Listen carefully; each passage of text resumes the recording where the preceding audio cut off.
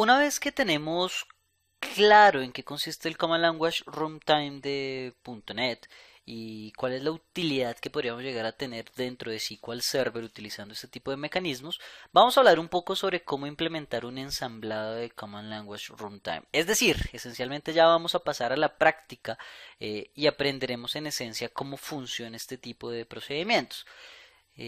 Terminando el video anterior les mostraba cómo al generar o al compilar un proyecto de .NET con las clases que tenemos allí, con las funciones que tenemos allí, cómo al compilarlo se genera un assembly o un ensamblado, pero no detallamos tanto en qué consiste esto. Básicamente un ensamblado puede ser un archivo .exe, que de pronto los conocen un poco más, un ejecutable, o un archivo DLL que tiene información de manifiesto, todo el código que se ejecuta relacionado con el aplicativo, con la biblioteca de clases que se desarrolló y todos los archivos que hacen parte de los recursos asociados a ese ensamblado como tal o a ese proyecto como tal. Entonces en sí los ensamblados pueden ser tanto archivos ejecutables, tanto archivos .exe como archivos DLLs que son assemblies o ensamblados de clases. De estos dos, ¿cuáles podríamos llegar a utilizar? Solamente los que son DLL. Un archivo .exe no se puede usar en la integración con SQL Server. Básicamente, el único que se puede soportar son los que se generan como una DLL. Es decir, que cuando ustedes se encuentren en Visual Studio, el tipo de proyecto que deben crear es proyecto de biblioteca de clases o de librería de clases. Algo importante. Dependiendo la versión de SQL Server, así debería ser el ensamblado con el que estén trabajando y así debería ser el framework con el que estén trabajando.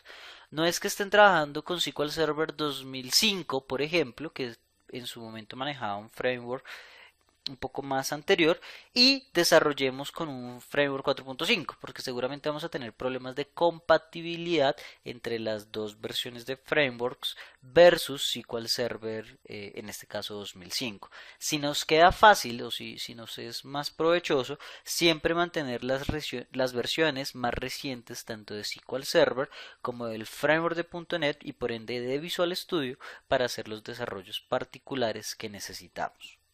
Ahora bien, cuando nosotros agregamos una assembly a .NET, a SQL Server, una assembly de .NET lo agregamos a SQL Server, al momento de hacer la creación o en el momento de hacer la creación, nosotros debemos asignarle un permiso particular al ensamblado para que tenga acceso a ciertos recursos dentro de SQL Server. Como tal, hay tres diferentes tipos de permisos que podemos dar: Safe, External Access y Unsafe. Estos tres permisos pues van a variar dependiendo de lo que nosotros necesitemos hacer en esencia. Por ejemplo, el recurso safe básicamente, o el permiso safe, básicamente lo que me va a decir es que lo único que podemos hacer es ejecutar el código que se encuentra internamente, crear procedimientos, funciones, triggers, pero que no hagan ningún tipo de operación específica como acceder a recursos externos y demás.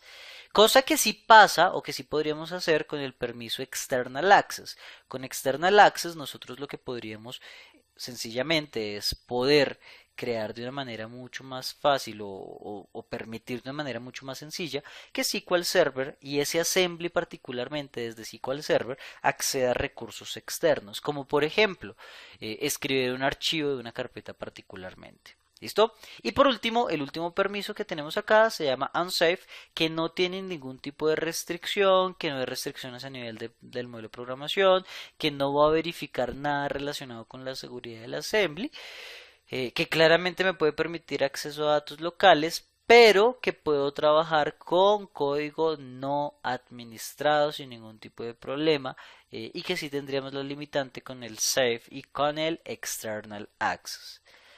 Ahora bien, ¿cómo se crea o cómo se crea un assembly? ¿Cómo se importa un ensamblado? Y con el tipo de permiso particular. La instrucción transact SQL es create assembly, el nombre del assembly que le quieren asignar, en este caso lo vayan a llamar format functions, from y la ruta tanto local como remota, cualquiera de las dos que quieran trabajar, ruta local o ruta compartida, del lugar donde se encuentre el assembly. En este caso es c:/localpath format functions.dll. With permission set igual a y aquí ponen safe, unsafe o external access. El que viene por defecto es el permiso safe, pues claramente por seguridad.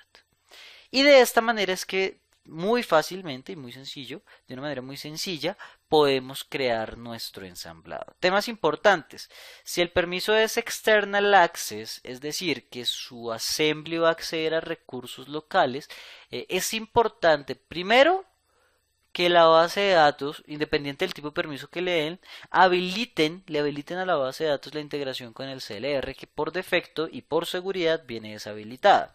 Y segundo, si el permiso es external access, deben crear una relación de confianza en la base de datos para garantizar que no tengamos ningún problema desde la base de datos y hacia la misma al momento de acceder a recursos externos. Pero bueno, sin más preámbulos y sin hacer una teoría un poco más extensa, vamos a proceder a ver particularmente cómo podemos importar o cómo podemos crear este tipo de ensamblados. Entonces vamos a ir a nuestra primera demostración. Como les comentaba, lo primero que tenemos que hacer es habilitar en la instancia la integración con el CLR. Para eso ejecutamos el procedimiento almacenado exec configure, le pasamos como primer parámetro la propiedad que queremos configurar, en este caso es CLR enable, y le pasamos la propiedad de la cual queremos establecer este tipo de características, el valor al cual le queremos establecer esta propiedad, en este caso 1, para poderlo habilitar, y luego reconfiguramos para que tome los cambios la instancia. Entonces con esto sobre la master, es decir, sobre la instancia, hacemos la respectiva habilitación. Observen cómo la opción CLR Enable cambió de 0 porque la teníamos deshabilitada a 1 para poderla habilitar. Y la opción o la sentencia reconfigurar se corrió sin ningún problema para poder realizar los cambios que se requerían. Ahora bien, nuestra siguiente parte ya es crear el assembly o importar el assembly para que lo podamos utilizar de una manera muy sencilla dentro de una base de datos particularmente. En este caso, la base de datos en la cual vamos a importar o a crear el assembly es AdventureWorks 2008 R2. Entonces voy a crear por acá la base de datos AdventureWorks 2008 R2, como lo pueden observar acá. El assembly que yo voy a utilizar va a tratar de acceder a un recurso externo y es tratar en alguno de los métodos, que lo vamos a ver en un par de videos más adelante, va a tratar de acceder a algún recurso compartido como una carpeta para ir a escribir un archivo en formato XML. Para garantizar eso y que no tengamos ningún tipo de problemas, vamos a alterar nuestra base de datos AdventureWorks 2008 R2 y establecemos nuestra relación de confianza set trustworthy igual a on o en on. Lo establecemos pues para establecer esa relación de confianza en nuestra base de datos. ¿Listo? Aquí se ejecutó.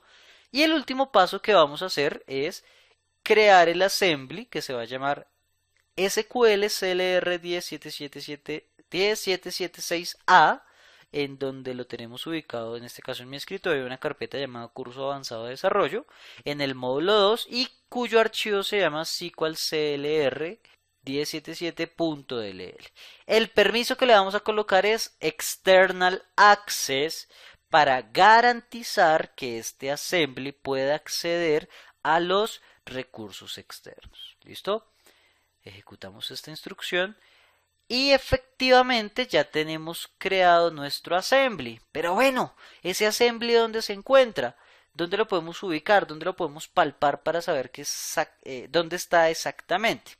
Aquí tenemos varias opciones. Podemos llamar a unas vistas de sistema. La primera se llama sys.assemblies, que me va a traer o me va a contar de esta base de datos AdventureWorks 2008 R2 cuáles son los assemblies que existen. Y en este caso observen que tenemos dos assemblies, Microsoft.SQLServer.types, este yo no lo creé, este ya se instala y se importa en cada base de datos propiamente para algunos tipos de datos que veremos en un par de módulos al final de este curso cuando hablemos de datos espaciales y allá les contaré un poco más sobre esto.